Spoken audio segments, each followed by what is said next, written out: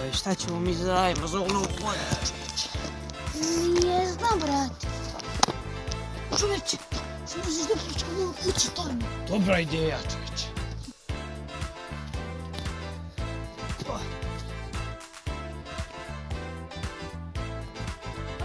Ajde, ajde.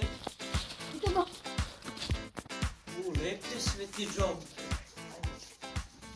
Penci, penci. Gdje imaju kebave? Šta ti to mala maca?